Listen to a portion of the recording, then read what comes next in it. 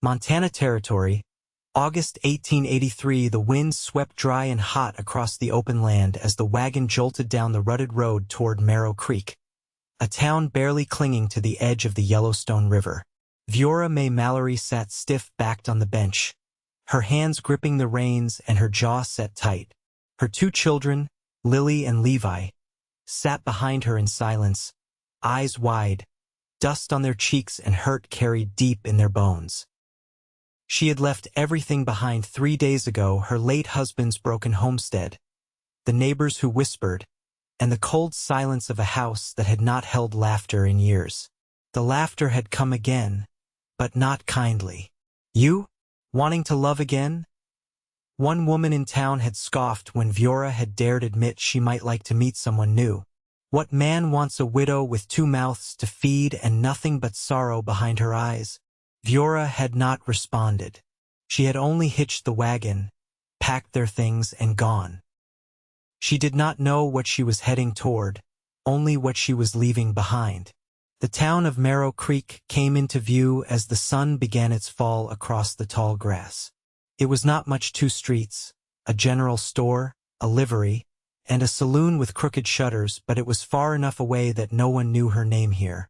She pulled up before the boarding house. "We'll stay the night," she told the children softly. "Then we'll see." Inside, the air was cool and smelled faintly of lavender water. The woman who ran the place, a kind-faced widow named Mrs. Haskins, gave Viora a room and a nod of understanding when she saw the children. That evening, Viora sat on the porch steps, her skirt tucked beneath her, watching Levi chase a stick and Lily hum to herself while braiding a bit of grass. Her children were quiet but strong. They had survived abandonment, their father walking out on them barely a year before he died of a fever in a mining camp no one had known he went to. They had learned early not to ask for too much. "Evening." Viora turned at the voice. A tall man stood beside the porch rail, his shirt sleeves rolled up, hat in his hand. He looked like he had just come from the livery. His boots were scuffed, and the scent of horses clung to him, but he held himself with calm steadiness. "I'm sorry," she said, shifting to stand. "Are we in your way?" "No, ma'am," he said. His voice was steady, low. "Name's Xander Ashby. I board down the hall. I saw you come in." She nodded, unsure what else to say. "You got fine children." She glanced toward them. "Thank you."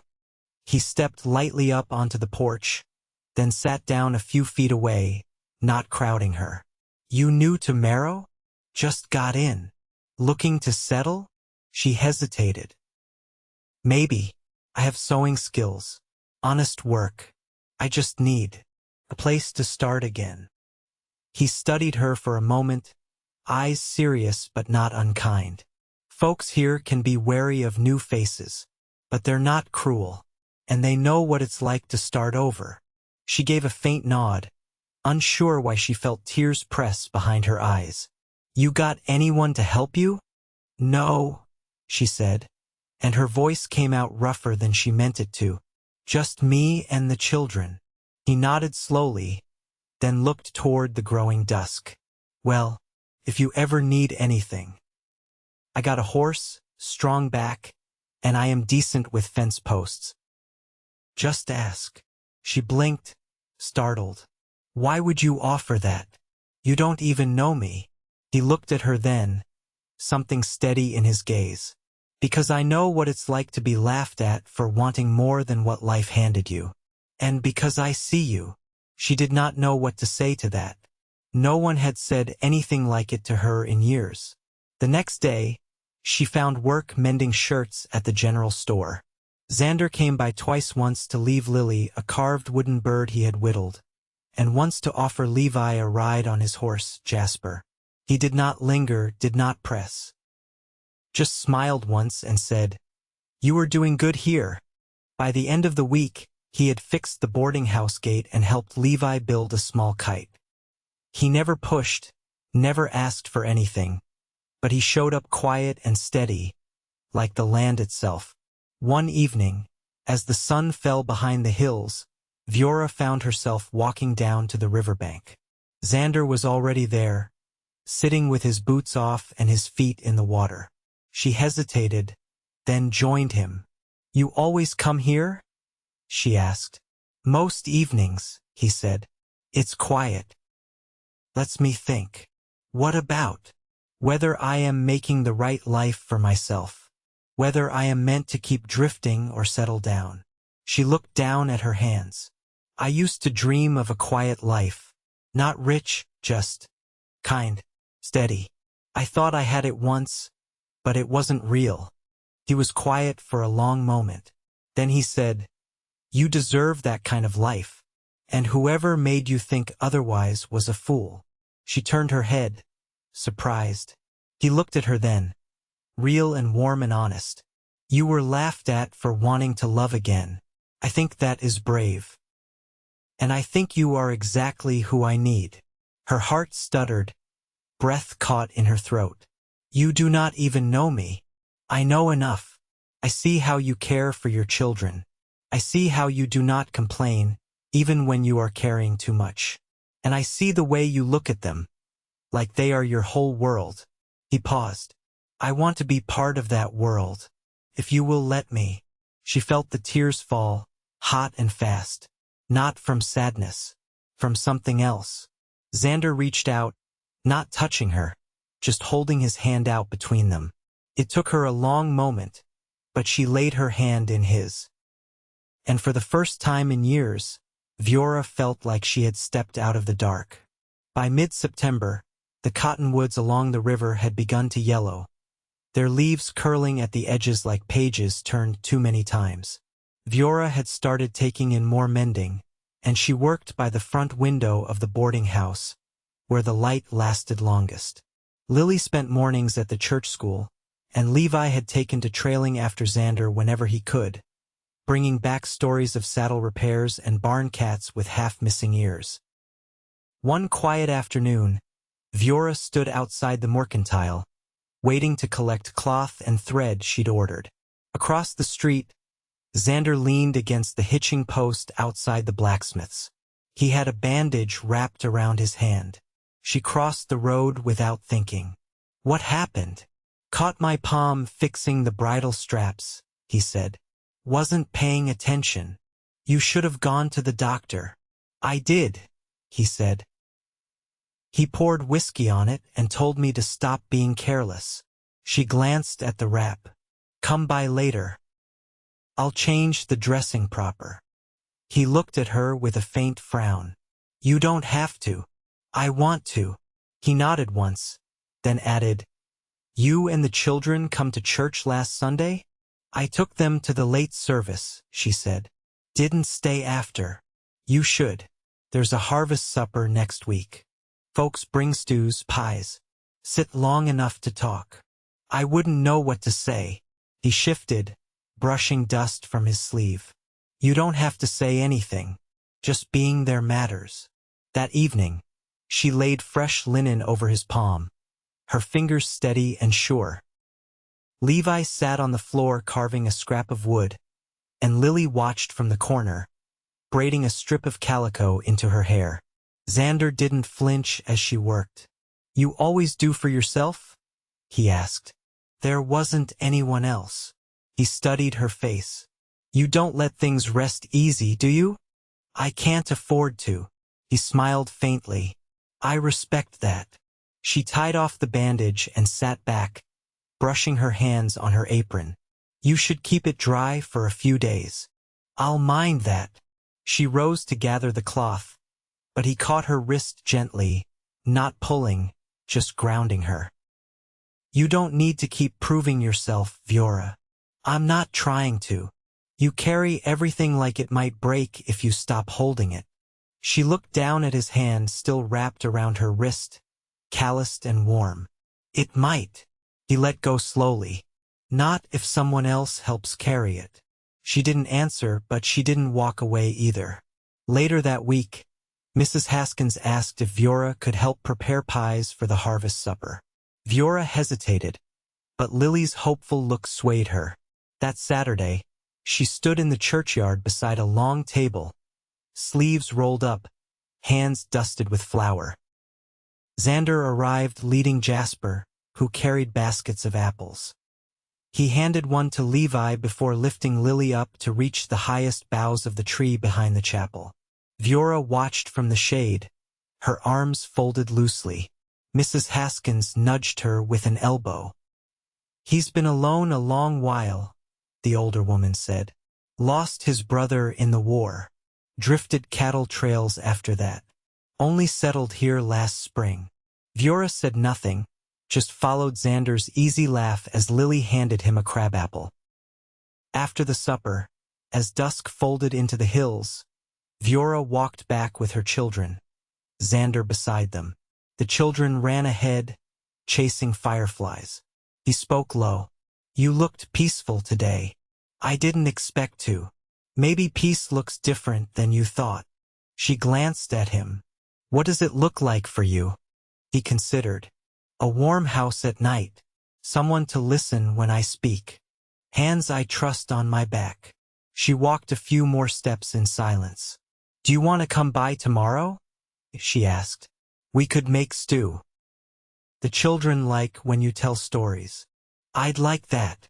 They reached the porch just as Levi tripped, catching himself with a laugh. Lily helped him up, and the two of them darted toward the steps. Xander turned to her, his voice low. "You're not like anyone I've known. I don't know if that's good or bad." He looked at her with quiet certainty. "It's why I keep showing up." He tipped his hat and walked off into the fading light, his gait easy, sure, as though he knew the way forward even if she didn't yet. The wind carried the scent of pine and early frost as September crept toward its close. Morning light slanted through the boarding house parlor, catching dust motes in its path. Viora stood at the side table, folding a finished shirt with careful hands, while Lily stitched a hem beside her. Levi was out back with Mrs. Haskins, helping stack firewood for the coming cold. A knock came at the doorframe. Xander leaned in, hair damp from the pump and a streak of pale sawdust on one shoulder. "You free to walk?" Viora looked toward Lily, who nodded without pausing her stitching. "We'll be fine," she said softly. Viora untied her apron and followed Xander out. He led her past the churchyard, away from town, down a path that curved along the river's edge. Cottonwoods leaned overhead, their branches whispering above like they held secrets. "I found something I thought you should see," he said after a while. They stepped into a clearing where two stones, half sunk and moss-covered, marked an old gravesite. Wildflowers grew in clumps nearby, the last of summer's color still clinging. "This was here before the town," Xander said. "A family tried to settle this bend. Didn't last more than a winter. I keep the grass down when I can." Viora crouched and brushed her fingers across a name nearly worn smooth. "I come here when I need to remember things take root, even in hard ground," he said. "Even if they don't last the way we expect." She stood and looked at him, quiet settling between them like a blanket. "I never thought I'd feel steady again," she murmured. "Even now, sometimes I wake and expect the bottom to drop out." "I don't blame you for that," he said, "but you can trust this ground. It's held you up this far." She stepped closer, eyes fixed on the river's slow coil beyond the trees. "I've been thinking of renting the old cabin near the mill," she said. "It needs work, but it's dry. The children would have space." He nodded. "I can help get it ready. I'm not asking. I know. I'm offering." They walked back as the sun dipped low, shadows stretching long over the grass. When they reached the boarding house, Xander paused at the steps. "I'd like to court you proper," he said, voice quiet but sure. "If that's something you want." Viora studied his face, worn and open in the porch light. "I don't need flowers or promises," she said, "but I want someone who doesn't flinch when things get hard." He met her gaze. "I've had hard. I'm not afraid of it." She reached for his hand, lacing her fingers through his. "Then yes," she said. "I want that." Inside, Lily peeked from behind the lace curtain and smiled. Levi leaned back in his chair, boots swinging, a small wooden horse in his hands. Outside, the last of the summer heat gave way to the hush of autumn. And for the first time in a long while, Viora felt like she belonged in the season she stood in. The cabin sat at the edge of the birch grove, its frame weathered but sound, with a low stone chimney and a small lean-to barn sagging behind it. Viora stood in the doorway, Lily clutched close to her side and Levi gripping the hem of her skirt, their eyes wide with something between wonder and uncertainty. "It's not much yet," Xander said, setting down the last of the crates. "But the bones are good." Viora stepped inside, her boots tapping softly against the plank floor. The hearth was cold, but not crumbling. A single window looked east, toward the hills. Dust lay thick, but the air smelled like cedar and earth. "I can clean," she said quietly, "and mend the curtains. The shelves'll need sanding." "I've got a draw knife in the barn," Xander replied. "We can start on that tomorrow." They worked through the early hours, Lily sweeping corners with a willow broom, while Levi helped Xander carry planks for a new door latch. Viora opened the shutters and let the light in, watching it fall across the boards like a blessing. By afternoon, Levi had fallen asleep in the corner, his cheek pressed against a folded blanket, and Lily sat on the stoop, humming softly as she untangled skeins of thread. Xander leaned against the doorframe, arms crossed. "You ever think about building something that lasts?" Viora turned from the table, where she was polishing a copper kettle she'd bartered for at the store. "I used to think that meant a house with porches and rooms full of voices. And now I think it's a roof that doesn't leak, a meal that fills your belly. Someone who comes back every evening." He nodded, his gaze steady. "You planning on staying here through winter?" "If I can make it ready by first snow. I've got a spare stovepipe and 2-cord split already. I'll bring them by next week." She hesitated. "You don't have to do that." "I know." She watched him a long moment. "You ever picture yourself in one place, Xander? Not just resting for a while, but belonging?" "I didn't for a long time." He looked toward the trees, voice low. "The war made everything feel temporary. You get used to not counting on anything. But after enough years of drifting, you start wanting something to hold." Viora crossed the room and stood beside him. "You've been holding this together more than you know." He glanced at her, something quiet settling in his expression. "You reckon you could see me in this place? If I stayed?" She didn't answer right away. Instead, she reached out, brushing a bit of sawdust from his shirt sleeve. Her hand lingered. "I reckon I already do." Behind them, the fire caught in the hearth for the first time, its glow casting warm shadows across the walls. The next morning, they began stripping the old chinking from the cabin walls, working side by side. Viora tied her sleeves at the elbow and moved with a rhythm born of years of making do.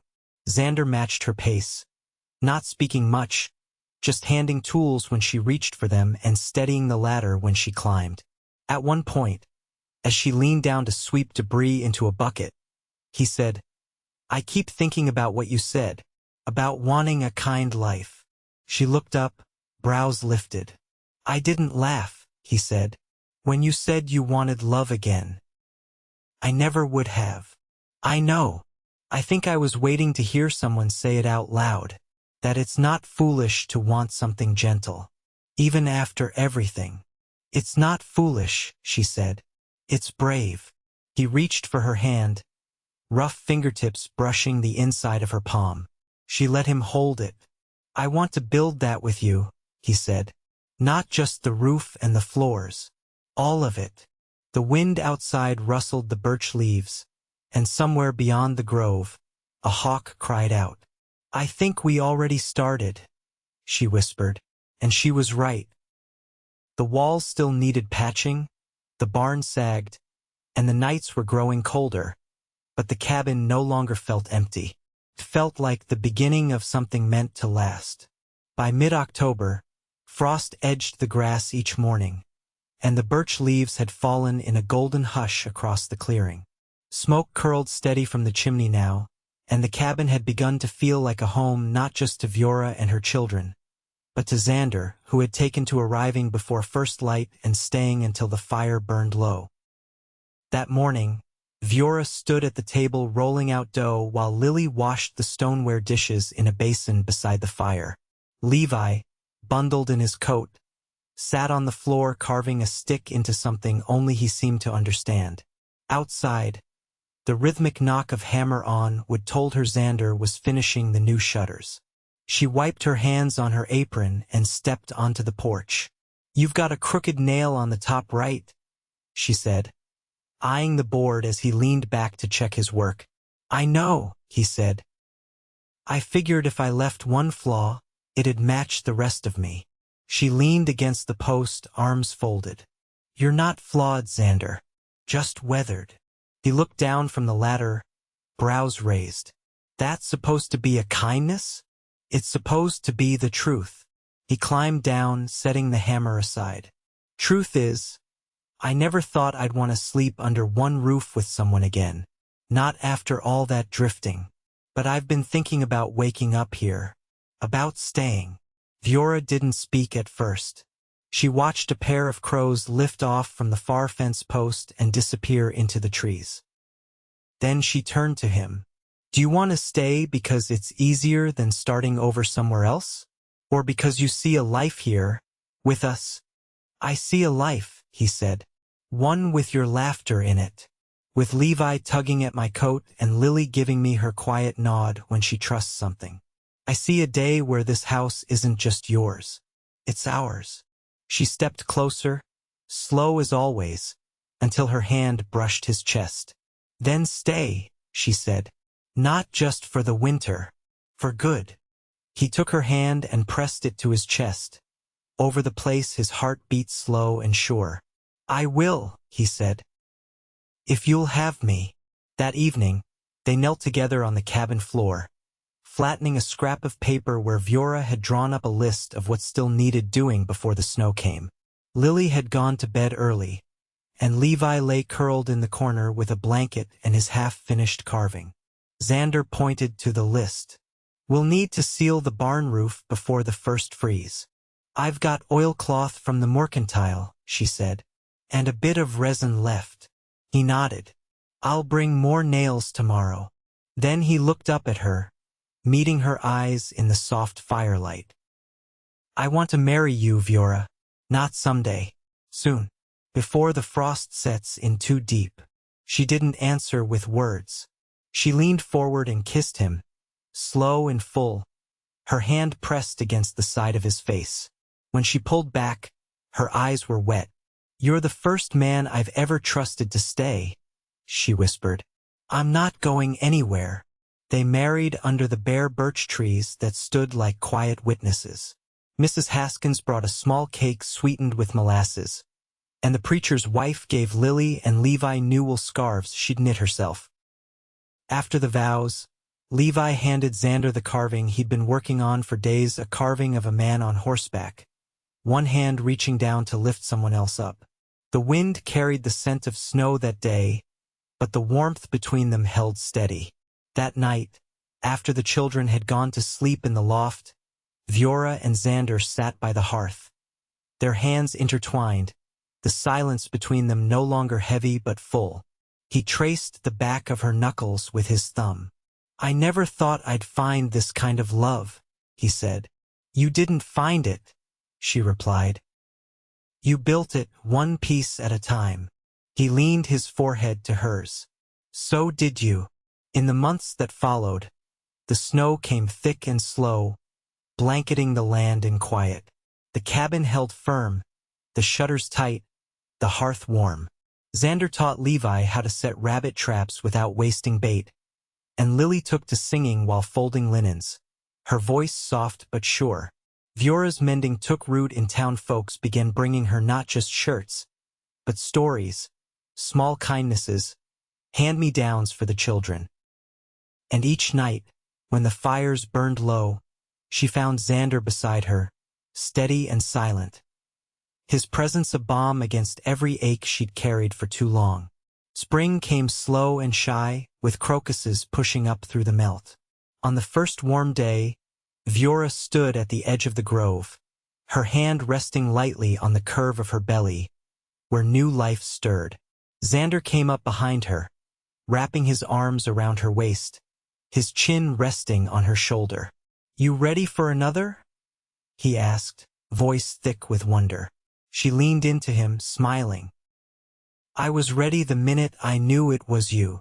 They stood there a long time, watching the sun rise over the land they now called theirs, the river glinting in the distance, the birch trees whispering above. And in that quiet, they knew that what they'd built slow, careful, true would hold.